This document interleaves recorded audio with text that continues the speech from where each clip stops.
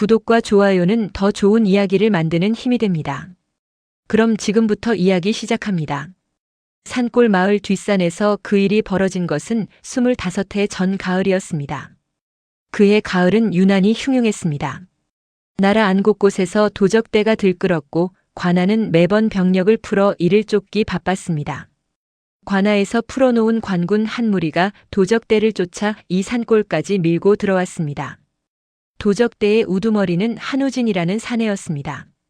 한때는 글 읽는 선비 집안 자식이라는 소문도 있었으나 지금은 산을 타는 도적일 뿐이었지요. 길을 비켜라. 비키지 않으면 벤다. 우진의 칼끝이 나무꾼 하나를 겨누고 있었습니다. 그 나무꾼이 바로 과부 김수옥의 하나뿐인 아들이었습니다. 아들은 그날따라 산나무를 캐러 나섰다가 하필 이 싸움판 한가운데 들어서고 만 것이었습니다. 저는 그저 나물이나 캐는 촌사람입니다. 살려주십시오. 살려주고 말고는 내가 정한다. 냉큼 비키라 하지 않았느냐. 아들은 뒷걸음질을 쳤습니다. 그러나 뒤에서 관군의 함성이 밀려오고 있었습니다. 제 어머니가 마을에 홀로 계십니다. 부디. 말이 끝나기도 전이었습니다. 화살 하나가 어둠을 가르고 날아왔습니다. 관군이 쏜 화살인지 도적편에서 쏜 화살인지는 아무도 알지 못했습니다. 아들은 그 자리에서 쓰러졌습니다. 우진은 걸음을 멈추지 않았습니다. 그의 품에는 갓난아기가 안겨 있었고 등 뒤로는 아내가 피를 흘리며 쓰러져 있었습니다. 여보, 조금만 참으시오. 조금만 가면 안전한 곳이 있소. 아내는 대답하지 못했습니다. 이미 숨이 끊어진 뒤였지요. 이 사람아. 이 사람아. 우진은 아내의 몸을 흔들었습니다. 그러나 아무리 흔들어도 아내는 눈을 뜨지 않았습니다. 관군의 함성이 점점 가까워졌습니다. 우진은 이를 악물었습니다. 미안하오. 지금은 이 아이만이라도 살려야 하오. 우진은 아내의 몸에서 눈을 떼고 아기를 품에 안은 채 산길을 내달렸습니다. 그러나 화살 하나가 다시 날아와 아기의 여린 팔뚝을 스치고 지나갔습니다. 아기가 자지러지게 울음을 터뜨렸습니다. 그 울음소리가 발목을 잡았습니다. 도적대를 이끌고 도망쳐야 하는 처지에 우는 아기까지 안고 갈 수는 없는 노릇이었습니다. 부하 하나가 다급하게 소리쳤습니다. 두목, 이러다 다 죽습니다. 어서 결단을 내리십시오. 우진의 손이 떨렸습니다. 그는 한참을 아기의 얼굴을 내려다보았습니다. 미안하다. 이 아비가 죗값을 받는 것이다. 우진은 아기를 숲을 사이에 뉘어놓고 뒤도 돌아보지 않은 채 산을 넘어갔습니다. 한참 뒤 그 산자락에 김수옥이 도착했습니다. 아들이 늦도록 돌아오지 않는다는 소식에 등불 하나 들고 뛰쳐나온 참이었습니다. 수옥이 발견한 것은 싸늘하게 식어가는 아들의 몸이었습니다. 이럴 수는 없다. 이럴 수는 없어. 수옥은 아들의 몸을 끌어안고 오래도록 울었습니다. 세상이 무너지는 듯한 울음이었지요. 그때였습니다. 어디선가 가느다란 울음소리가 들려왔습니다. 수옥은 귀를 의심했습니다. 이 아비규환 같은 산자락에서 아기 울음이라니 있을 법한 일이 아니었습니다. 그러나 소리는 분명했습니다. 수풀을 헤치고 들여다보니 강보에 쌓인 아기 하나가 버둥거리고 있었습니다. 팔뚝에는 화살에 스친 상처가 붉게 부어 있었습니다. 수옥은 잠시 멈칫했습니다. 이 아이가 어느 집 자식인지 왜 이런 싸움판에 버려졌는지 알 길이 없었습니다. 그러나 아기는 계속 울고 있었고 밤바람은 차가웠습니다. 수옥의 손이 저절로 움직였습니다. 아기를 품에 안아든 것입니다. 어디서 왔는지는 묻지 않으마. 수옥의 목소리가 떨렸습니다. 내 아들은 이 산에서 죽었는데 너는 이 산에서 살아났구나. 이것도 인연이라면 인연이겠지. 아기는 수옥의 품에서야 비로소 울음을 그쳤습니다. 그 밤 수옥은 죽은 아들을 묻고 돌아오는 길에 다짐 하나를 했습니다. 이 아이가 내 배로 낳은 자식은 아니어도 정을 준 만큼 내 자식이라네. 수옥은 아기의 얼굴을 가만히 들여다보며 말을 이었습니다. 효도는 그렇게 배우는 것이라네. 낳은 정보다 기른 정이 더 무서운 법이니. 이튿날부터 마을에는 소문이 돌았습니다. 아니, 아들 잃은 자리에서 웬 남의 자식을 주워왔단 말이오? 핏줄도 모르는 아이를 어찌 기른다는 게요. 나중에 뒤탈이라도 나면 어쩌려고. 이장까지 나서서 수옥을 말렸습니다. 수옥이 자네 마음은 알겠네만 다시 생각해보게. 근본도 모르는 아이일세. 수옥은 흔들리지 않았습니다. 근본을 알아야만 자식입니까? 내가 밥을 먹이고 내가 품에 재우면 그날부터 내 자식입니다. 그 한마디에 마을 사람들도 더는 말을 얹지 못했습니다. 수옥은 대답 대신 아이에게 이름을 지어주었습니다. 판술이었습니다. 세월은 물처럼 흘러갔습니다. 판술은 유난히 손이 야무진 아이로 자랐습니다. 5살 때부터 부엌 아궁이에 불을 지필 줄 알았고 7살 때는 물동이를 지고 마을 우물까지 다녀올 수 있었습니다. 어머니, 제가 할게요. 판술이 늘 입에 달고 사는 말이었습니다. 수옥이 무거운 것을 들려하면 어느새 판술이 먼저 손을 내밀었습니다. 어느 겨울 수옥이 몸져 누운 적이 있었습니다. 판술은 그때 겨우 9살이었습니다.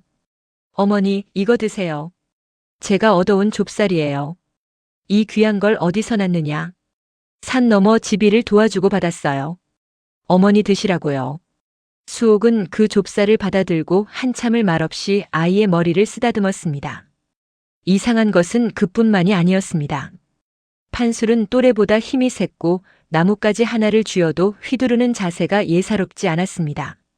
저 아이는 어디서 저런 힘을 타고났을꼬. 동네 노인들이 혀를 내두를 정도였습니다. 씨름판에 나가면 판술을 당해낼 또래가 없었고 지게를 지면 어른 몫을 거뜬히 해냈습니다. 수옥은 그 물음에 답하지 않았습니다. 다만 판술의 팔뚝에 남은 흉터를 볼 때마다 마음 한구석이 서늘해질 뿐이었습니다. 그 흉터의 내력을 수옥은 처음부터 알고 있었습니다. 그러나 입 밖에 낸 적은 단 한 번도 없었습니다. 판술이 12살 되던 해 마을에 큰 물이 진 적이 있었습니다. 이래를 내리 퍼붓던 비에 냇물이 불어나 빨래를 하던 아낙 하나가 급류에 휩쓸리고 말았습니다. 사람 살려! 아이가 물에 빠졌어요. 마을 사람들이 발만 동동 구르는 사이 판술이 옷도 벗지 않은 채 물속으로 뛰어들었습니다. 판술아, 위험하다. 나오너라. 수옥이 목이 터져라 외쳤지만 판술은 이미 거센 물살 한가운데 있었습니다. 판술은 떠내려가던 아이의 팔을 붙잡고 온 힘을 다해 둑 쪽으로 헤엄쳐 나왔습니다. 어른도 버티기 힘든 급류였지만 판술의 팔은 놀랍도록 힘이 셌습니다. 괜찮으냐?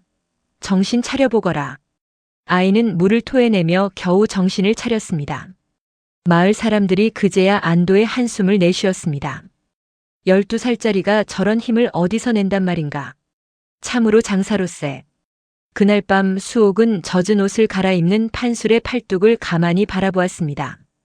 화살 흉터 아래로 드러난 팔뚝의 힘줄이 어딘가 낯익은 사내의 것과 닮아 있는 듯 했습니다. 수옥은 그 생각을 애써 지워버렸습니다. 판술이 16되던 해 장터에서 이런 일도 있었습니다. 떡장수 안악이 판술을 보며 수군거렸습니다. 저 아이 말이야, 어디서 주워온 아이라던데. 곁에 있던 다른 안악이 맞장구를 쳤습니다.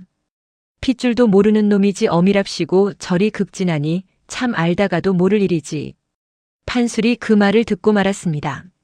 얼굴이 붉어졌지만 판술은 걸음을 멈추지 않고 두 안악 앞으로 다가섰습니다. 제가 어디서 왔는지는 저도 모릅니다. 하지만 저를 키운 분이 누구신지는 압니다. 안악들이 흠칫 놀랐습니다. 제 어머니는 김수옥, 그분 한 분뿐입니다. 그 말씀은 다시 하지 말아 주십시오. 그 자리에 있던 다른 사람들도 그 광경을 지켜보며 저마다 고개를 끄덕였습니다. 저 아이 말본새 좀 보게. 어린 것이 참으로 야무지구먼. 핏줄이 무슨 상관인가. 저리 반듯하게 자란 것을 보면 수옥이가 참 잘 키웠지. 그 뒤로 마을에서 판술의 출생을 함부로 입에 올리는 사람은 없었습니다. 수옥은 그날 저녁 판술에게서 이 이야기를 전해 듣고 아무 말 없이 밥 한 숟갈을 더 얹어주었습니다. 그것이 수옥이 할 수 있는 가장 큰 칭찬이었습니다. 그렇게 세월이 흘러 판술이 어느덧 25이 되었을 때 산골 마을에는 낯선 사내 하나가 흘러들어오게 됩니다. 허름한 도포에 지팡이를 짚은 그 사내는 이마에 긴 흉터가 나 있었고 눈빛만은 나이에 어울리지 않게 형형했습니다. 사내는 마을 어귀 주막에 짐을 풀며 주모에게 이렇게 물었다고 합니다. 이 마을에 김수옥이라는 노파가 살고 있소? 주모가 고개를 갸웃했습니다. 수옥 할멈을 어찌 찾으시오? 손님 뉘신지요? 사내는 잠시 말이 없었습니다. 그러다 낮은 목소리로 이렇게 답했습니다. 오래전에 진 빚이 있어 갚으러 왔소. 그 사내가 몰고 올 폭풍을 이때까지는 아무도 짐작하지 못했습니다. 동이 트기도 전 판술의 하루는 늘 물지개에서 시작되었습니다. 우물까지는 마을 어귀를 지나 한참을 걸어야 했지만 판술은 하루도 거르는 법이 없었습니다. 어머니 새순물 데웠습니다.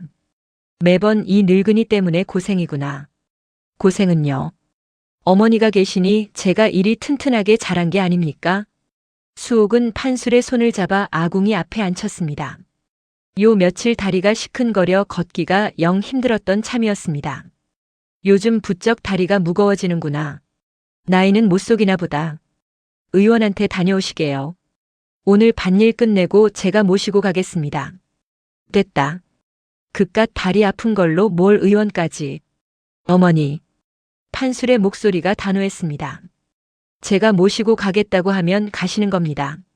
수옥은 못 이기는 척 고개를 끄덕였습니다. 아들 앞에서는 언제나 이렇게 지고 마는 어머니였습니다. 아침상을 물리며 수옥이 문득 옛일을 꺼냈습니다. 판술아, 내가 3살 때던가. 마당에서 넘어져 무릎이 깨졌는데 울지도 않고 나부터 걱정하더구나. 제가요? 기억이 안 납니다.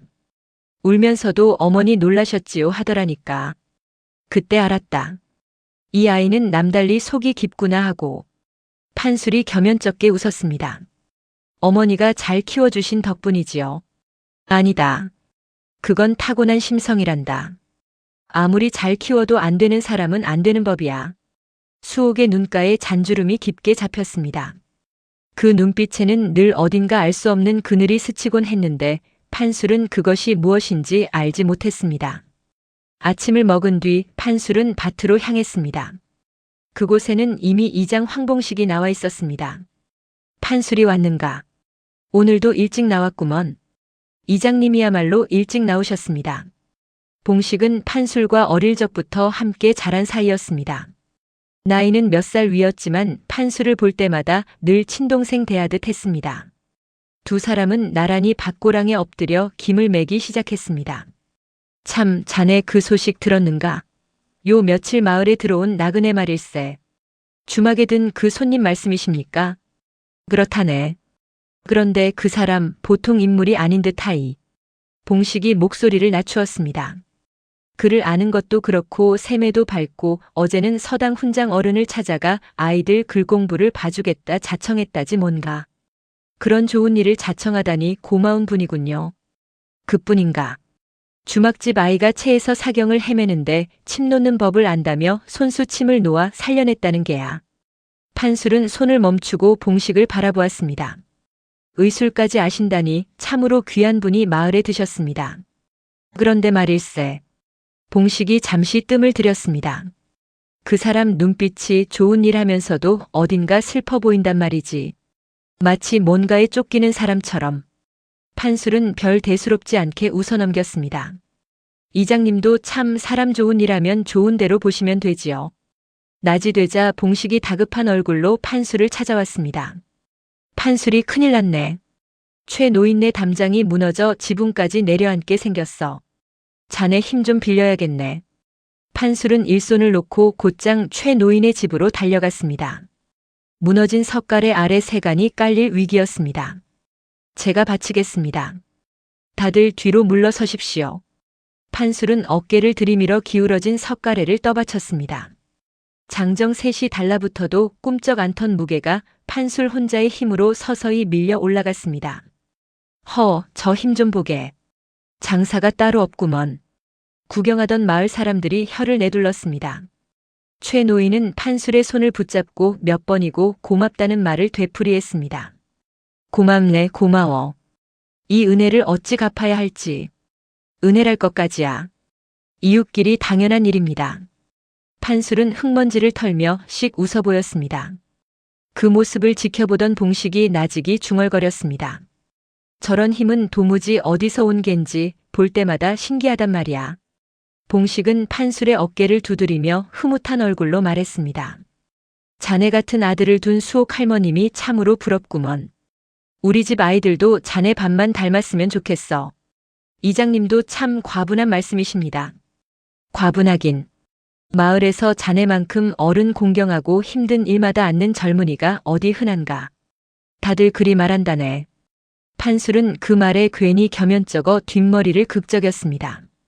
최 노인은 그날 저녁 손수 지은 호박죽 한 그릇을 수옥의 집에 보내왔습니다. 아드님 덕에 목숨을 건졌습니다. 이 은혜는 잊지 않겠습니다. 수옥은 그 죽그릇을 받아들고 판술을 향해 웃어 보였습니다.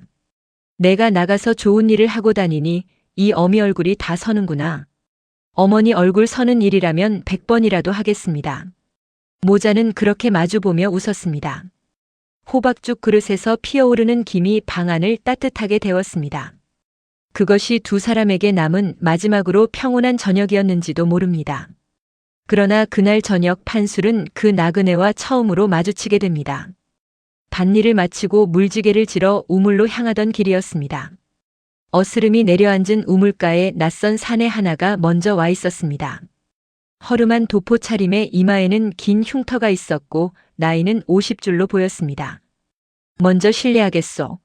사내가 두레박을 내려놓으며 자리를 비켜주었습니다. 아닙니다. 먼저 쓰십시오. 판술은 예를 갖춰 고개를 숙였습니다. 그 순간 사내의 눈길이 판술의 팔뚝에 잠시 머물렀습니다. 소매가 거친 팔뚝에는 오래된 흉터 하나가 옅게 남아 있었습니다. 사내의 낯빛이 미세하게 흔들렸습니다. 자네, 이름이 어찌 되는가? 판술이라 합니다. 판술이라.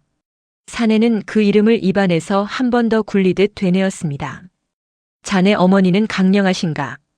어머니를 아십니까? 소문으로 들었네. 아들 하나 잃고 대신 다른 아이를 거두어 키운 갸륵한 분이라고. 판술은 그 말에 어깨를 조금 폈습니다. 제 어머니십니다. 저를 낳으신 분은 아니지만 세상에 둘도 없는 어머니십니다.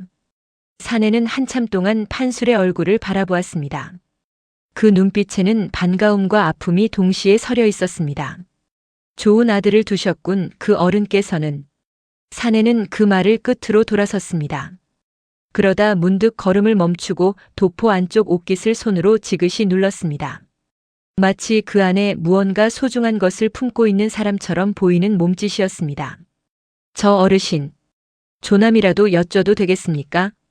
사내는 잠시 멈칫하더니 등을 돌린 채로 짧게 답했습니다. 이름은 나중에 알게 될 걸세. 그러고는 두레박을 챙겨 어둠 속으로 사라졌습니다. 판술은 그 뒷모습을 한참이나 바라보았습니다. 왠지 모르게 가슴 한구석이 서늘해지는 기분이었습니다. 집으로 돌아온 판술은 그 일을 어머니에게는 말하지 않았습니다. 그저 스쳐 지나가는 나그네 하나일 뿐이라 여겼던 것입니다. 그러나 그 밤 수옥은 잠을 이루지 못하고 있었습니다. 마을에 흉터 있는 나그네가 들었다는 이야기를 낮에 이웃 안악에게서 전해 들은 참이었습니다. 설마 아닐 것이다. 아니어야 한다. 수옥은 캄캄한 방 안에서 홀로 중얼거렸습니다. 25해 전 그날 밤의 기억이 오래도록 잠재워 두었던 그 기억이 서서히 되살아나고 있었습니다. 옆에서 곤히 잠든 판술의 얼굴을 물끄러미 바라보았습니다. 팔뚝의 그 흉터가 오늘따라 유난히 선명해 보이는 것은 착각일까요? 이 아이만은 지켜야 한다. 수옥은 이불을 끌어당겨 판술의 어깨를 덮어주었습니다. 그리고 밤이 깊도록 자리에 눕지 못한 채 어둠 속에서 홀로 눈을 뜨고 있었습니다. 그 나그네가 무엇을 하러 이 마을에 왔는지, 그리고 그것이 판술의 남은 생을 어떻게 뒤흔들 것인지 이때의 수옥은 아직 절반밖에 알지 못하고 있었습니다. 멀리 닭 우는 소리가 들려올 때까지 수옥의 눈은 어둠 속에서 좀처럼 감기지 않았습니다. 25해 전 그 밤의 기억과 오늘 낮 마주쳤다는 그 낯선 사내의 그림자가 자꾸만 겹쳐 보였습니다. 이튿날 판술이 밭일을 나간 사이였습니다. 수옥이 마당에서 빨래를 널고 있는데 살인문 밖에서 인기척이 났습니다. 실례하오. 지나가던 나그네인데 지붕이 좀 상한 듯하여. 수옥이 고개를 돌리자 어제 판술이 이야기하던 그 흉터 있는 사내가 서 있었습니다. 수옥의 가슴이 철렁 내려앉았습니다. 그러나 겉으로는 아무 내색도 하지 않았습니다. 뉘신지 모르나 남의 집 지붕까지 살펴주시니 고맙소이다. 이 마을에 은혜를 갚으러 왔다고 말씀드렸을 텐데 그 첫걸음이라 여겨주시지요. 사내는 마당으로 들어서며 지붕을 올려다보았습니다. 그러다 문득 시선을 내려 수옥의 얼굴을 똑바로 마주보았습니다. 할머님 성함이 김수옥이라 들었소. 그렇소만. 25해 전에도 이 마을에 사셨는지요. 수옥의 손끝이 미세하게 떨렸습니다. 그건 왜 물으시오? 그저 옛날에 이 근방에서 큰 변고가 있었다는 이야기를 들어서 말이오. 관군과 도적대가 얽혀 사람이 많이 상했다지요. 사내의 목소리는 담담했지만 그 눈빛만은 한치도 흔들림 없이 수옥을 향해 있었습니다. 그때 아드님을 잃으셨다는 이야기도 들었소.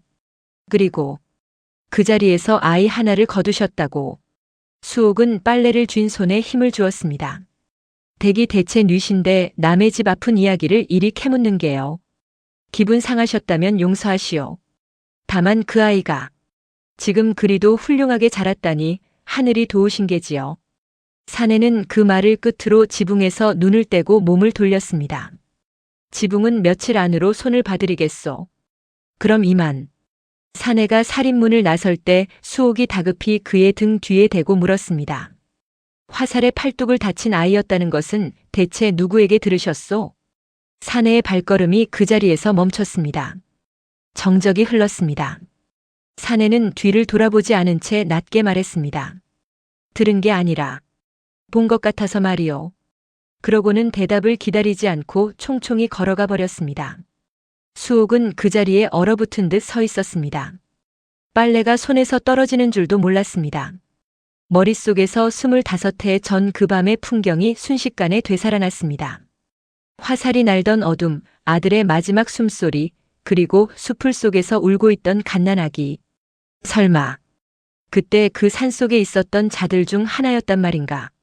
생각이 거기까지 미치자 다리가 후들거렸습니다. 수옥은 담벼락을 짚고서야 겨우 몸을 가눌 수 있었습니다. 그날 밤부터 수옥은 잠을 이루지 못했습니다. 아니다. 내가 잘못 들었을 것이다. 세상에 흉터 있는 사내가 어디 한둘이겠느냐. 수옥은 스스로를 다독여 보았지만 마음 한구석의 불안은 가라앉지 않았습니다. 사흘째 되던 날 수옥은 결국 오랜 버신 최 노인의 안 사람을 찾아갔습니다. 성님 여쭤볼 게 있소. 무슨 일인가 수옥이. 낯빛이 왜 그런가. 그 나그네 말이오. 그 사람 어디서 왔다 하던가요? 낸들 아나. 그저 남쪽에서 왔다고만 하더구먼. 헌데 왜 그러는가? 수옥은 차마 속내를 다 털어놓지 못했습니다. 아니오. 그냥 어딘가 낯이 익은 듯해서 그러오. 낯이 익다니? 자네 그 사람을 아는가? 모르오. 모르니까 묻는 게지요. 수옥은 얼버무리며 자리에서 일어섰습니다. 돌아오는 길 다리가 후들거려 몇 번이나 담벼락을 짚어야 했습니다. 그날 저녁 판술이 밭일을 마치고 돌아와 보니 어머니의 안색이 영 좋지 않았습니다. 어머니, 어디 편찮으십니까? 아니다. 그냥 조금 어지러웠을 뿐이다. 의원을 부를까요? 괜찮다니까. 어서 저녁이나 먹자. 수옥은 애써 웃어 보였지만 판술은 어머니의 웃음 뒤에 숨은 무언가를 눈치채지 못한 채 넘어가고 말았습니다. 다만 그날 밤 판술도 이상한 꿈을 꾸었습니다. 화살이 날아드는 어두운 산길, 누군가 자신을 안고 내달리는 꿈이었습니다. 잠에서 깬 판술은 식은땀을 닦으며 중얼거렸습니다. 이상한 꿈이었네. 대체 무슨 꿈이었을꼬. 팔뚝의 흉터가 그날따라 유난히 욱신거리는 듯 했지만 판술은 대수롭지 않게 여기고 다시 잠을 청했습니다. 그러나 수옥의 속은 타들어가고 있었습니다. 만약 그 사람이 진정 우진이라면 어찌해야 하는가? 판수리에게 알려야 하는가? 끝까지 감추어야 하는가? 밤이 깊도록 뒤척이던 수옥은 마침내 결심을 굳혔습니다. 직접 확인해야 한다. 내 눈으로 똑똑히 보고 내 귀로 똑똑히 들어야 한다. 이튿날 밤 판술이 잠든 것을 확인한 수옥은 조용히 방문을 나섰습니다. 달빛 하나 의지에 마을 어귀 주막까지 걸어가는 길이 그리도 멀게 느껴진 적이 없었습니다. 주막에 다다르자 마침 사내가 툇마루에 홀로 앉아 술잔을 기울이고 있었습니다. 이 야심한 시각에 어인 걸음이십니까, 김수옥 할머님. 사내는 놀라지 않았습니다. 마치 이 순간을 기다리고 있었다는 듯한 얼굴이었습니다. 수옥은 떨리는 다리로 그 앞에 섰습니다. 당신, 얼굴 좀 보여주시오. 사내가 천천히 고개를 들었습니다. 달빛 아래 드러난 그 이마의 흉터를 수옥은 똑똑히 보았습니다. 수옥의 온몸에서 힘이 빠져나갔습니다. 당신 한우진이지요. 정적이 흘렀습니다. 사내는 부정하지 않았습니다. 오랜만이요, 수옥. 그 한마디에 수옥은 그 자리에 주저앉을 뻔했습니다. 25해 전 자신의 아들을 죽인 그 원수가 지금 눈앞에 앉아 있었습니다. 뻔뻔도 하시오. 내 아들을 죽인 자가 무슨 낯짝으로 이 마을에 발을 들였단 말이오. 수옥의 목소리가 분노로 떨렸습니다. 당장 이 마을을 떠나시오. 안 그러면 관아에 고할 것이오. 고하시구려. 나도 이제는 도망 다니는데 지쳤소. 우진은 술잔을 내려놓고 수옥을 정면으로 마주 보았습니다. 어찌 여길 다시 왔단 말이오. 우진의 눈빛이 흔들렸습니다. 당신 아들에게 그리고 내 아들에게 할 말이 있어서 왔소. 그 말이 밤 공기를 가르며 수옥의 가슴에 비수처럼 꽂혔습니다. 내 아들이라니 무슨 소리를 하는 게요. 우진은 대답 대신 도포 안쪽 옷깃을 지그시 눌렀습니다. 그 안에 무언가를 품고 있는 듯한 몸짓이었습니다. 수옥, 나는 다 알고 왔소. 그날 밤 그 아이를 거둔 것이 당신이라는 것도. 수옥의 다리가 마침내 꺾였습니다. 그녀는 툇마루 기둥을 붙잡고 겨우 몸을 지탱했습니다. 그 아이 곁에서 당장 물러나시오. 그 아이는 이제 내 아들이요. 당신 아들이 아니란 말이오. 우진은 아무 대답도 하지 않았습니다. 다만 그 눈에서 25해 묵은 회한이 조용히 배어나오고 있을 뿐이었습니다. 당신이 무슨 자격으로 그 아이 곁에 얼씬거린단 말이오. 당신은 그날 밤 그 아이를 버리고 도망친 사람이요. 맞소. 나는 그 아이를 버렸소. 그것이 내 평생의 죄요. 우진의 목소리가 잠시 갈라졌습니다. 허나 죽기 전에 한 번만이라도 얼굴을 보고 싶었소. 그뿐이요. 그 아이의 삶에 끼어들 생각은 없소. 끼어들 생각이 없다면서 왜 자꾸 그 아이 곁을 맴도는 게요. 지붕을 고쳐주겠다. 훌륭하게 자랐다. 그것이 끼어드는 게 아니고 무엇이요. 수옥의 목소리가 점점 높아졌습니다. 내가 25해를 어찌 키운 아이인지 아시오? 밤낮으로 품에 안고 배골려가며 먹이고 남들 손가락질 받아가며 키운 아이요. 당신이 감히 그 아이 앞에 나설 자격이 있다 생각하시오? 수옥의 눈에서 참았던 눈물이 흘러내렸습니다. 당신이 그날 밤 그 아이를 버리고 간 뒤로 나는 단 하루도 마음 편할 날이 없었소.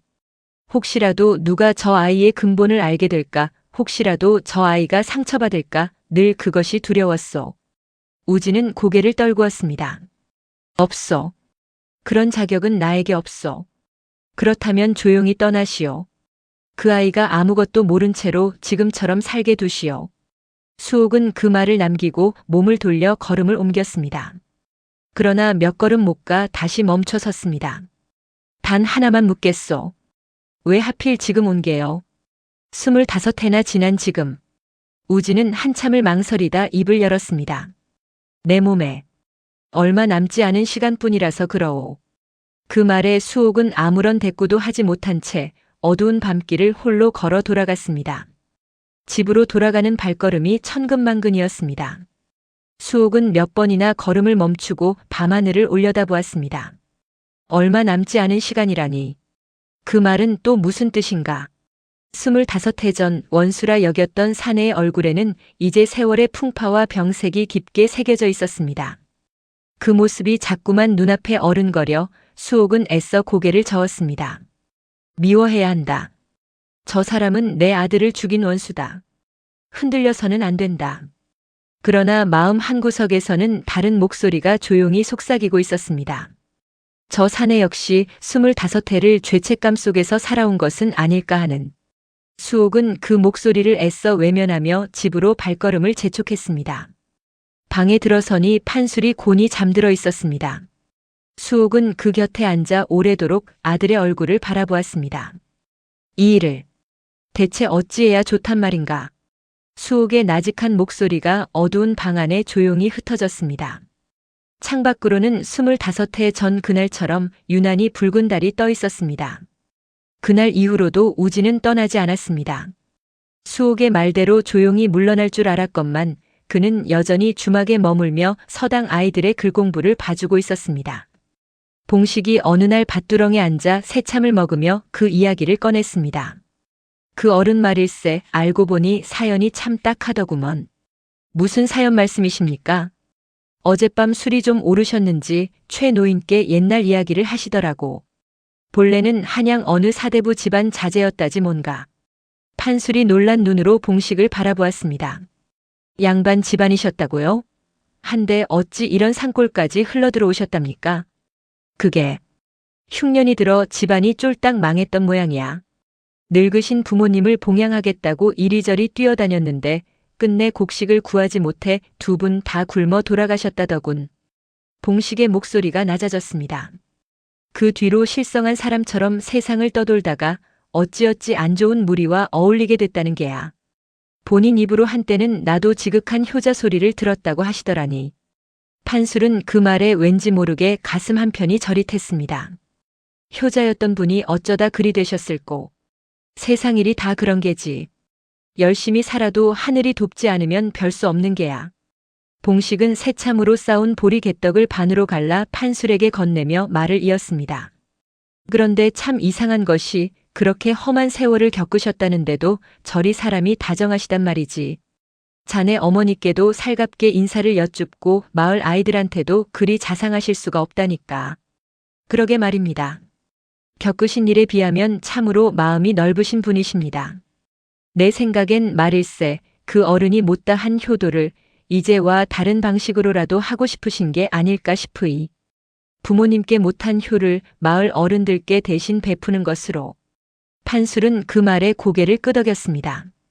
그럴지도 모르겠습니다. 효라는 것이 꼭 한 가지 모양만은 아닐 테니까요. 그날 오후 판술은 나무를 하러 뒷산에 올랐다가 우연히 우진과 마주쳤습니다. 우진도 땔감을 줍고 있었던 모양이었습니다. 어르신 여기서 다 뵙습니다. 오 판술이로군. 이 늙은이도 몸이나 놀리려고 나왔네. 두 사람은 자연스레 나란히 앉아 땀을 식혔습니다. 우진이 품속에서 무언가를 꺼내 만지작거렸습니다. 낡고 해진 댕기 조각이었습니다. 판술의 눈이 그것에 머물렀습니다. 그건 무엇입니까? 우진의 손이 순간 멈칫했습니다. 한참 뒤에야 우진이 낮은 목소리로 입을 열었습니다. 아, 이건 말인가.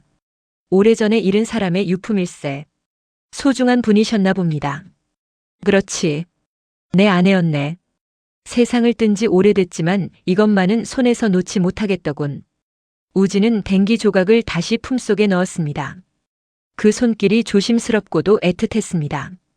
어르신도 자식이 있으셨습니까? 판술의 물음에 우진의 눈빛이 흔들렸습니다. 있었네. 아주 오래전에. 잃어버렸지. 잃어버리셨다니요? 내가 미련하고 겁이 많아서 지켜야 할 것을 지키지 못했네. 그것이 내 평생의 한이야. 판술은 그 말 속에 담긴 깊은 슬픔을 느꼈습니다. 어쩐지 남일 같지 않은 기분이 들었습니다. 어르신 너무 자책하지 마십시오. 사람이 살다 보면 어쩔 수 없는 일도 있는 법 아니겠습니까? 우진은 판술을 물끄러미 바라보았습니다. 그 눈에 눈물이 살짝 비쳤다가 이내 사라졌습니다. 자네는 참으로 마음이 넓은 사람이로군. 그날부터 두 사람은 종종 함께 시간을 보내게 되었습니다. 어느 날은 서당에서 돌아오던 우진이 걸음을 멈추고 판술을 불러 세웠습니다. 판술이 자네 혹시 글을 배운 적이 있는가? 어릴 적 잠깐 배우다 말았습니다. 어머니 봉양하랴 일하랴 글 공부까지는 여유가 없었지요. 내가 조금씩 가르쳐 줌세. 사람이 앞으로 살아가려면 제 이름 석자는 쓸 줄 알아야 하지 않겠는가. 그날 저녁부터 우진은 틈틈이 판술에게 붙잡는 법을 일러주었습니다. 이렇게 손목에 힘을 빼고 그렇지. 자네는 손이 야무져서 그런지 배우는 속도가 남다르군. 판술은 서투른 손길로 제 이름 석자를 처음으로 써내려갔습니다. 어르신, 제 이름이 이리 생겼군요. 신기합니다. 그 모습을 지켜보던 우진의 눈에 뿌듯함과 함께 알 수 없는 그리움이 스쳤습니다. 마치 오래전부터 꼭 해주고 싶었던 일을 이제야 해내는 사람의 얼굴이었습니다. 어느 날은 우진이 판술의 나무 베는 자세를 보고 이렇게 말했습니다. 자네, 그 자세 그대로면 팔을 다치기 십상이네. 이렇게 어깨에 힘을 빼고 허리로 밀어보게. 우진이 직접 나뭇가지를 쥐고 시범을 보였습니다. 노인답지 않게 날렵하고 절도 있는 몸놀림이었습니다. 어르신, 어디서 무예를 배우셨습니까? 그 자세 예사롭지 않습니다. 젊었을 적에 조금 익힌 것뿐일세. 판술이 그대로 따라 해보니 신기하게도 훨씬 힘이 덜 들고 나무가 더 잘 베어졌습니다. 참으로 신기합니다. 이렇게 하니 훨씬 수월합니다. 자네는 배우는 게 빠르군. 마치 원래 알고 있던 사람처럼. 우진은 그렇게 중얼거리며 씁쓸하게 웃었습니다. 판술은 그 웃음의 의미를 알지 못했습니다. 그 뒤로도 우진은 판술에게 이런저런 것들을 가르쳐 주었습니다. 지게를 지는 법, 날씨를 읽는 법, 그리고 간간히 글자도 몇 자씩 일러주었습니다. 어느 장날 우진과 판술이 함께 장터에 나갔다가 이런 일이 있었습니다. 곡식 장수가 호러미와 어린 딸에게 저울을 속여값을 후려치려 하고 있었습니다. 이보시오, 이 저울이 어찌 이리 가벼운 게요. 필시 눈금을 속인 게 틀림없소. 우진이 조용히 다가가 저울을 살펴보았습니다. 이 저울추가 원래 것보다 가볍게 바뀌어 있구려. 다시 달아보시오. 곡식 장수의 낯빛이 붉어졌습니다. 영감이 무얼 안다고 참견이오. 내 젊었을 적 장사치들 셈법 좀 알고 지냈소. 이댁 사정이 딱해 보이니 셈은 제대로 해주는 게 인지상정 아니겠소. 주변 사람들이 하나둘 모여들자 곡식 장수는 결국 저울을 바로잡고 제값을 쳐주었습니다.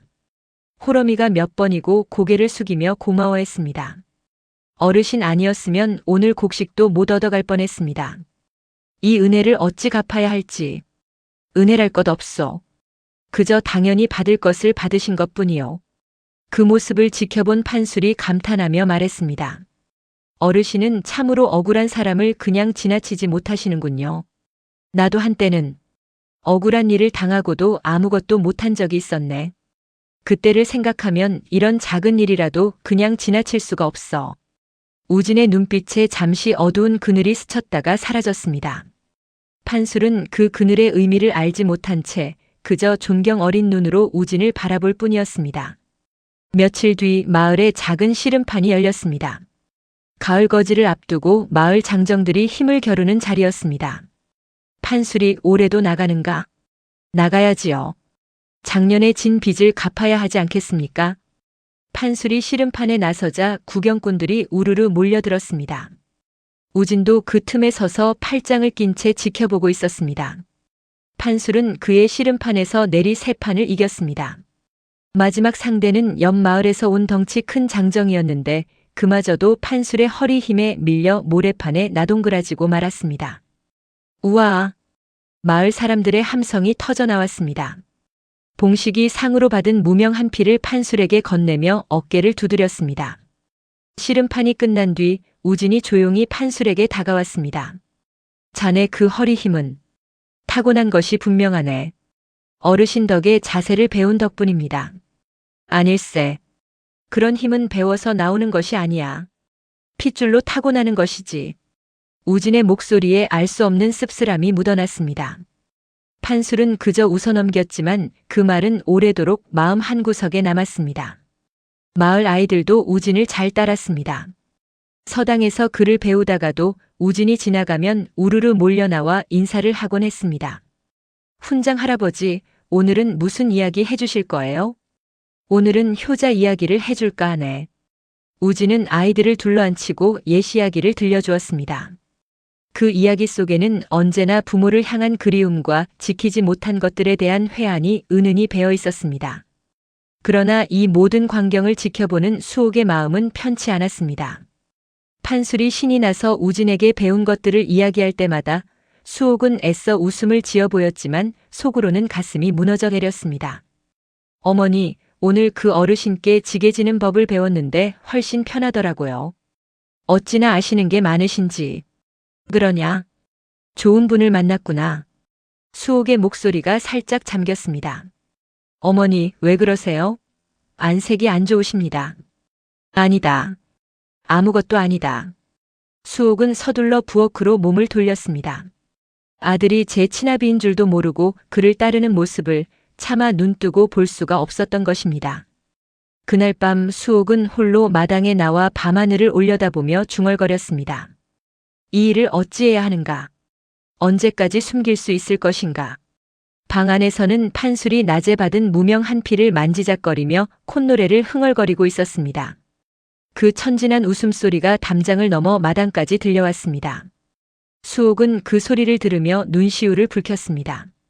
저 아이가 지금 이대로 아무것도 모른 채 웃을 수 있는 날이 며칠이나 더 남았을지 알 수 없는 노릇이었습니다. 별들만이 말없이 그녀의 물음에 답하고 있었습니다. 마당을 서성이던 수옥의 발걸음이 밤이 깊도록 좀처럼 멈추지 않았습니다. 새벽 달기 울 때까지도 수옥은 끝내 답을 찾지 못한 채 그저 어두운 먼 산만 하염없이 바라볼 뿐이었습니다. 추석이 가까워지자 마을에는 오랜만에 활기가 돌았습니다. 집집마다 송편을 빚고 아이들은 새 옷을 입고 골목을 뛰어다녔습니다. 수옥의 집에서도 오랜만에 웃음소리가 끊이지 않았습니다. 어머니, 이번 명절엔 이장님 댁이랑 같이 상을 차리기로 했어요. 그러냐? 오랜만에 사람이 북적이겠구나. 명절 전날 저녁 봉식과 몇몇 이웃들이 수옥의 마당에 멍석을 깔고 둘러앉았습니다. 그 자리에는 우진도 함께였습니다. 할머님, 제가 송편 빚는 걸 좀 도와드려도 되겠습니까? 우진이 소매를 걷어붙이며 수옥 곁에 앉았습니다. 수옥은 잠시 머뭇거리다 반죽 한 덩이를 건넸습니다. 손이 야무지시구려. 예전에 조금 해본 적이 있어서 말입니다. 우진의 손끝에서 빚어지는 송편은 놀랍도록 매끄러웠습니다. 그 모습을 지켜보던 판술이 감탄했습니다. 어르신, 그 솜씨는 어디서 배우셨습니까? 내 아내가 가르쳐 주었다네.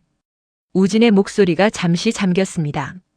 수옥은 그 말을 듣고 손끝이 떨렸지만 아무 내색도 하지 않았습니다. 달이 떠오르자 모두 둘러앉아 송편을 나누어 먹었습니다. 봉식이 막걸리 한 사발을 우진에게 건넸습니다. 어르신 한 잔 받으시지요. 명절인데 어찌 맨입으로 계십니까? 고맙네. 우진은 술잔을 받아들고 하늘의 보름달을 올려다보았습니다. 일이 좋은 밤에 일이 좋은 사람들과 함께하니 참으로 오랜만에 사람 사는 것 같소이다. 그 말을 하는 우진의 눈에 얼핏 물기가 어렸습니다. 판술은 그 모습을 보며 괜스레 마음이 짠해졌습니다. 어르신, 이제 어디 멀리 가지 마시고 이 마을에서 계속 지내십시오. 저희가 어르신을 잘 모시겠습니다. 그 말에 우진은 아무 대답도 하지 못한 채 그저 웃음으로 답을 대신했습니다. 수옥만이 그 웃음 뒤에 숨은 슬픔을 알아차리고 있었습니다.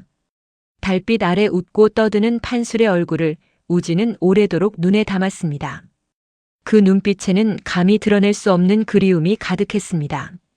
저 아이가 저리 잘 자랐구나. 내 손으로 키운 것도 아닌데. 우진은 속으로 그렇게 되뇌며 잔에 남은 막걸리를 마저 비웠습니다. 그 순간 수옥과 눈이 마주쳤습니다. 두 사람 사이에 말 없는 시선이 오갔습니다. 그 눈빛 속에는 원망과 체념 그리고 이상하게도 한 조각의 연민이 함께 담겨 있었습니다. 봉식은 그런 두 노인의 기류를 눈치채지 못한 채 그저 즐겁게 젓가락을 부딪히며 노래 한 자락을 흥얼거렸습니다. 밤이 깊어 하나둘 자리를 뜰 때 우진이 마지막으로 판술의 어깨를 가만히 두드렸습니다. 오늘 참 좋았네. 이런 밤이 다시 올 수 있다면 좋으련만. 어르신, 내년 명절에도 꼭 함께 하시지요. 우진은 그 말에 그저 희미하게 웃을 뿐 아무 대답도 하지 않았습니다. 그러나 그 평온함은 오래가지 못했습니다.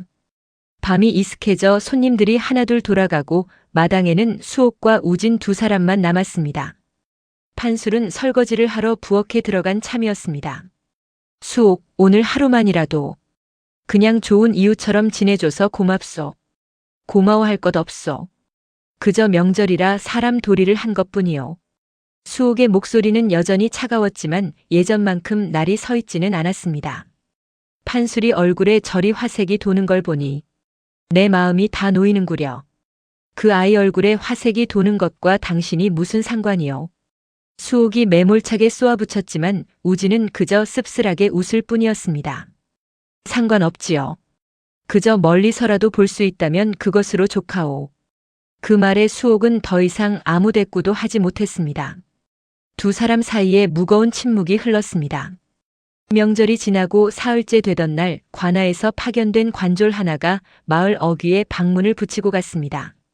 마을 사람들이 우르르 몰려들어 방문을 읽었습니다. 이게 뭐라고 쓰여 있는 게요? 글을 아는 이가 소리내어 읽어주었습니다. 전직 도적대 우두머리 한 아무개를 찾는다.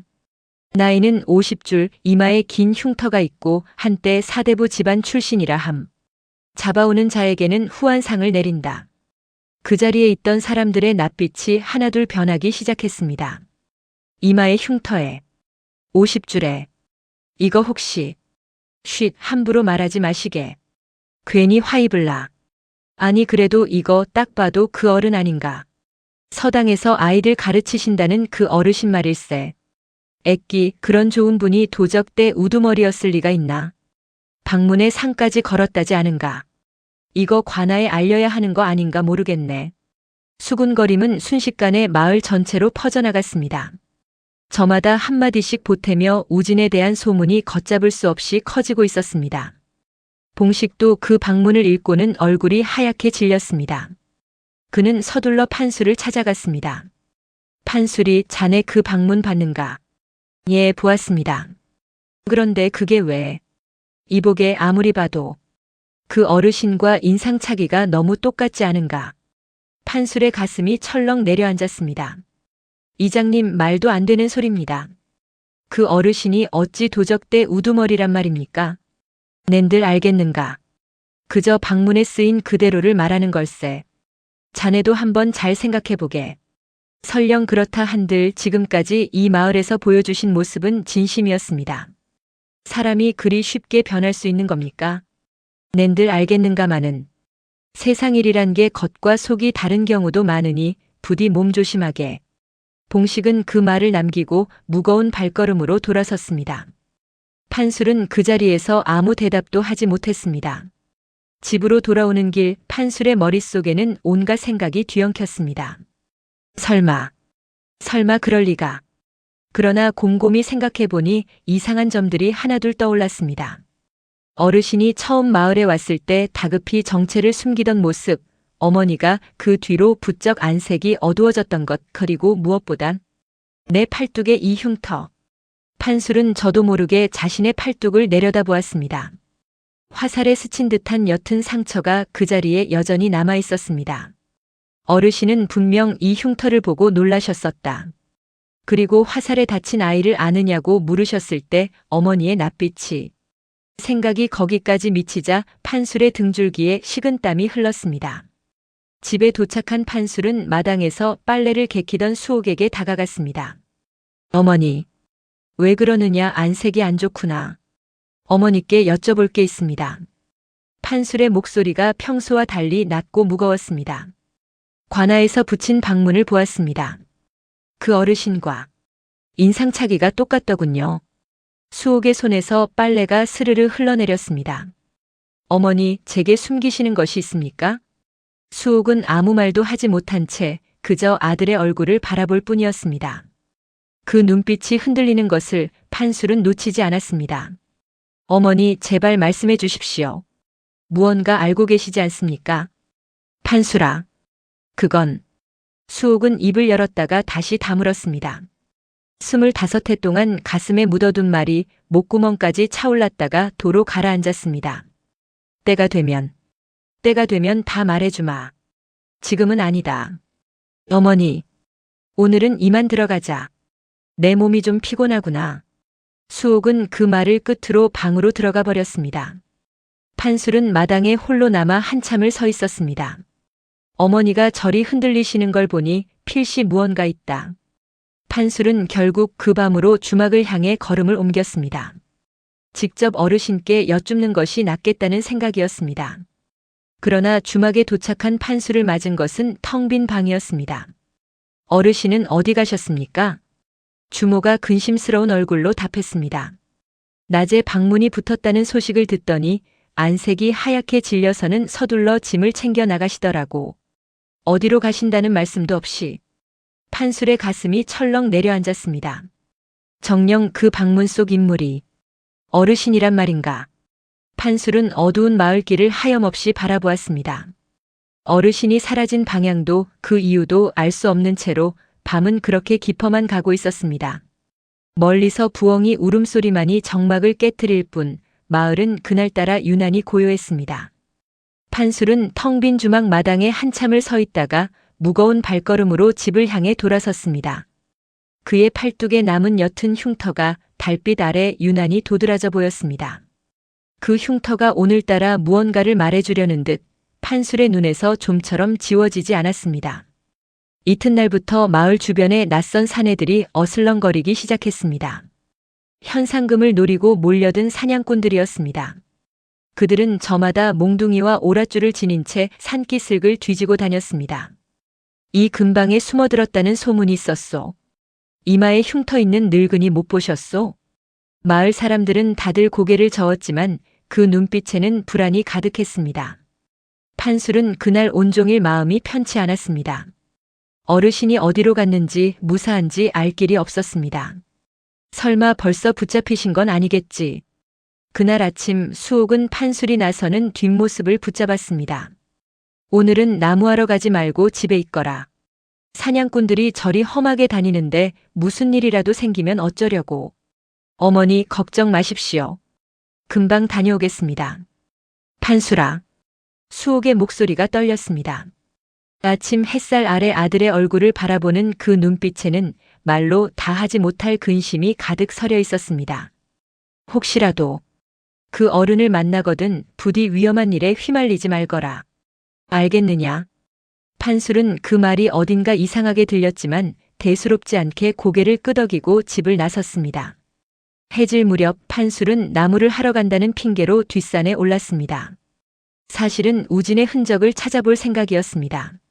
산 중턱쯤 올랐을 때 어디선가 다급한 고함이 들려왔습니다. 거기에 섰거라. 도망가봐야 소용없다. 판술이 소리나는 쪽으로 달려가 보니 사냥꾼 2명이 우진을 몰아붙이고 있었습니다. 우진은 이미 지친 기색이 역력했고 팔에서는 피가 흐르고 있었습니다. 이놈 순순히 오라를 받아라. 상금이 걸린 몸이니 곱게 죽이지는 않겠다. 내 발로는 못 가겠소. 잡으려거든 힘으로 잡아보시오. 우진은 나뭇가지 하나를 주워들고 안간힘을 다해 버티고 있었지만 상처 입은 몸으로는 오래 버티기 힘들어 보였습니다. 사냥꾼 하나가 몽둥이를 크게 휘둘러 우진의 옆구리를 내리쳤습니다. 우진이 낮은 신음과 함께 한쪽 무릎을 꿇었습니다. 남은 사냥꾼이 오랏줄을 펼치며 다가섰습니다. 이제 얌전히 묶이시지. 바로 그 순간이었습니다. 판술은 망설이지 않았습니다. 거기까지 하시오. 판술이 큰 소리로 외치며 뛰어들었습니다. 사냥꾼 하나가 몽둥이를 휘둘렀지만 판술은 그것을 맨손으로 받아 쳐냈습니다. 웬 놈이냐? 이분은 죄인이 아니오. 그저 이 마을에서 아이들 글공부를 봐주시던 어른이란 말이오. 비켜서라. 이건 관아의 일이다. 판술과 사냥꾼 사이에 몸싸움이 벌어졌습니다. 판술의 완력은 예사롭지 않았습니다. 사냥꾼 하나가 그 힘에 밀려 바위에 부딪혀 나가떨어졌고 남은 하나도 판술의 기세에 눌려 슬금슬금 물러섰습니다. 이 마을 사람들을 다 적으로 돌릴 셈이냐? 오늘은 이만 물러가겠다만 다음엔 어림없을 줄 알아라. 사냥꾼들이 욕지거리를 내뱉으며 산 아래로 달아났습니다. 바위에 부딪혔던 사내가 절뚝거리며 일어서서는 판술을 향해 눈을 부라렸습니다. 내놈 얼굴 똑똑히 기억해두마. 죄인을 숨겨준 죄 결코 가볍지 않을 것이다. 마음대로 하시오. 나는 죄 없는 어른을 지켰을 뿐이오. 사내들의 발소리가 완전히 멀어질 때까지 판술은 그 자리에서 눈을 떼지 않았습니다. 판술은 그제야 우진에게 다가갔습니다. 우진은 그 자리에 힘없이 주저앉아 있었습니다. 어르신, 정신 차리십시오. 판수리, 자네가 어찌 여기까지. 말씀은 나중에 하시고 우선 상처부터 봐야겠습니다. 판술이 우진의 팔을 살펴보니 제법 깊은 상처였습니다. 판술은 자신의 옷자락을 찢어 지혈을 하고 우진을 들쳐 업었습니다. 이 산속에 작은 굴이 하나 있습니다. 거기서 우선 몸을 피하시지요. 우진은 힘없이 고개를 끄덕였습니다. 판술의 등에 엎인 채 우진은 오랜만에 느껴보는 온기에 눈시울이 뜨거워졌습니다. 동굴에 도착한 판술은 우진을 조심스레 눕히고 상처를 다시 살폈습니다. 조금만 참으십시오. 지혈은 됐으니 곧 괜찮아지실 겁니다. 우진은 고통 속에서도 판술의 얼굴을 물끄러미 바라보았습니다. 자네는 어찌 나 같은 사람을 위해 이리 목숨까지 거는가? 나는 자네에게 아무것도 아닌 사람인데 어르신은 제게 많은 것을 가르쳐 주셨습니다. 그것만으로도 충분한 은혜지요. 그것만으로는 부족하네. 자네가 나를 위해 목숨까지 걸 이유는 없었어. 이유가 있어야만 사람을 구합니까? 위험에 처한 분을 보고 지나칠 수는 없었을 뿐입니다. 우진은 그 말에 한참을 말없이 판술의 얼굴을 바라보았습니다. 어둑한 동굴 안 관솔불 하나만이 두 사람 사이를 희미하게 비추고 있었습니다. 판술이, 자네에게 언젠가 꼭 해야 할 이야기가 있네. 무슨 이야기십니까? 오늘은 힘이 없구먼. 다음에 꼭 말해주겠네. 우진의 눈에서 참았던 눈물이 흘러내렸습니다. 열이 오르기 시작한 탓인지 정신이 점점 혼미해지는 듯 했습니다. 미안하다, 내 아들아. 판술의 손이 얼어붙었습니다.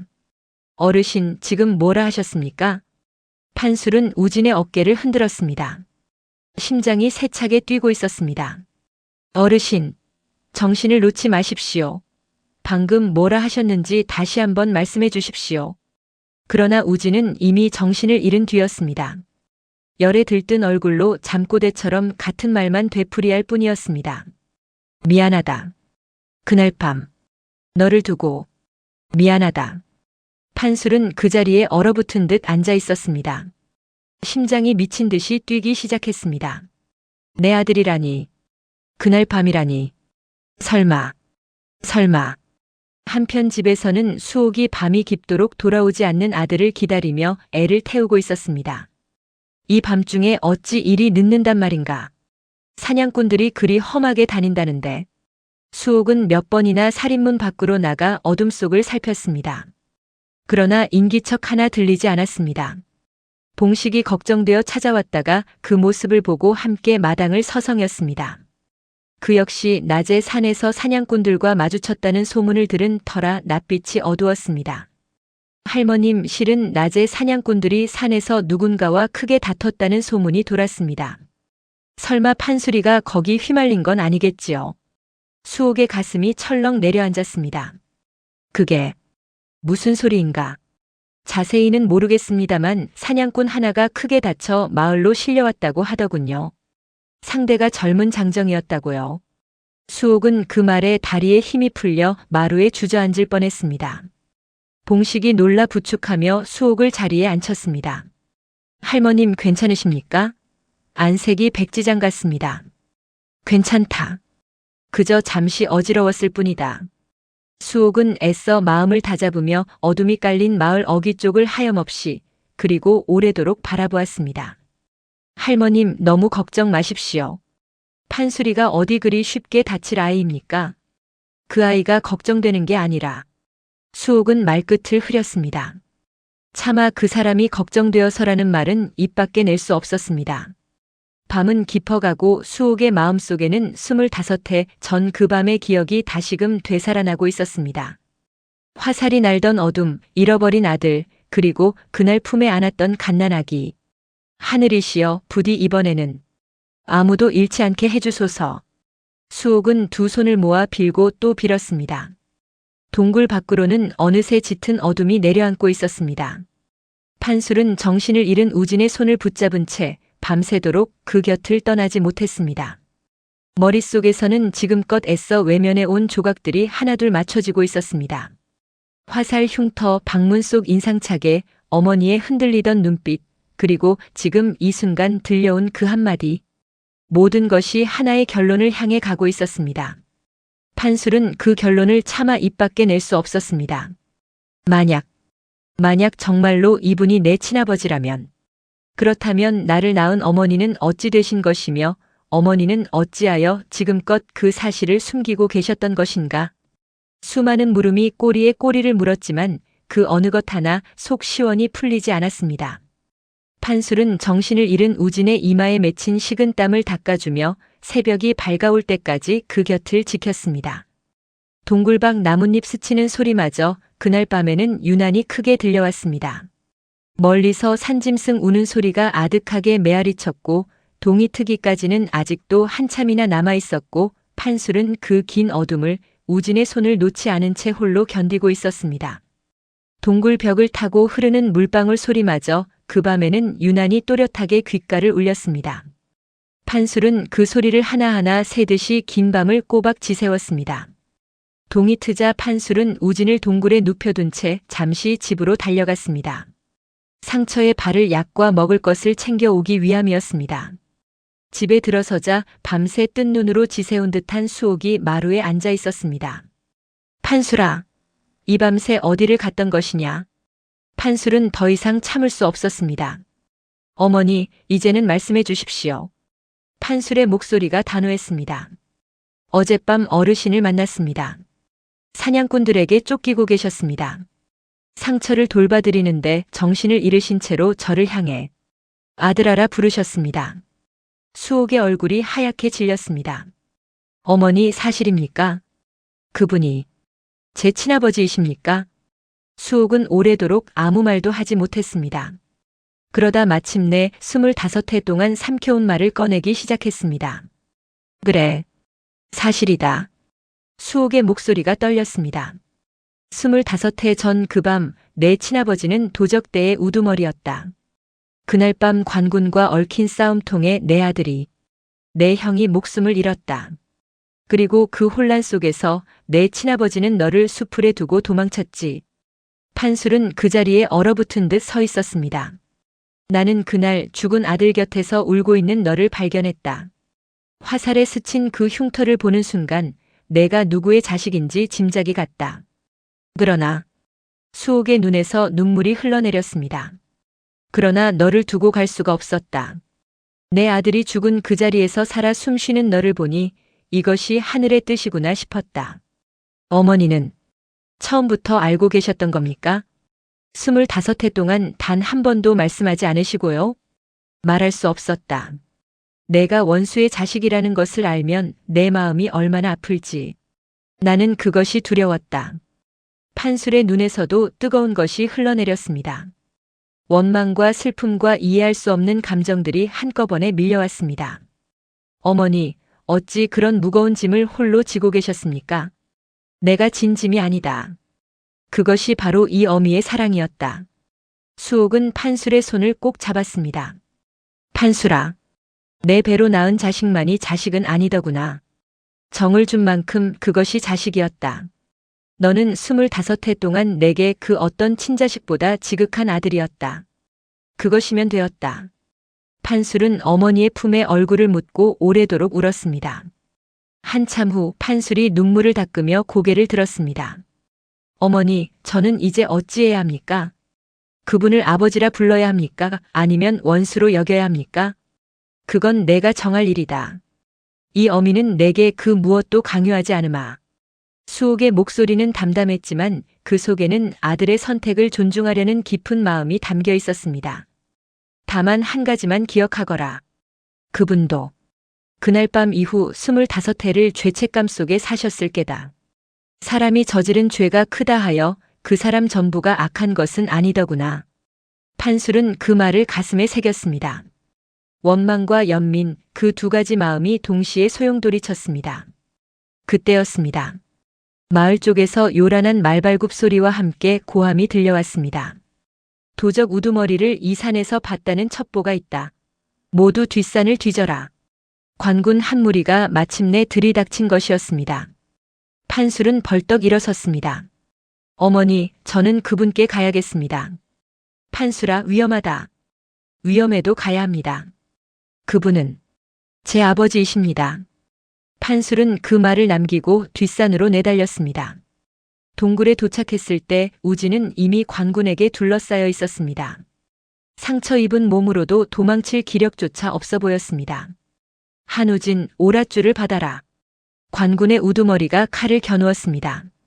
판술은 그 사이로 뛰어들었습니다. 멈추십시오. 웬 놈이냐? 죄인을 감쌀 셈이냐? 이분은 저의 아버지이십니다. 그리고 지난 몇 달간 이 마을에서 아이들을 가르치고 병든 이를 살리고 이웃을 돌보신 분입니다. 부디 그 정상을 참작해 주십시오. 그때 마을 사람들도 하나둘 뒷산으로 몰려왔습니다. 봉식과 최노인 그리고 우진에게 도움을 받았던 이들이었습니다. 날이 이분은 죄인이라기엔 너무나 큰 은혜를 이 마을에 베푸셨습니다. 제 손자가 접은 침술로 목숨을 건졌습니다. 부디 자비를 베풀어 주십시오.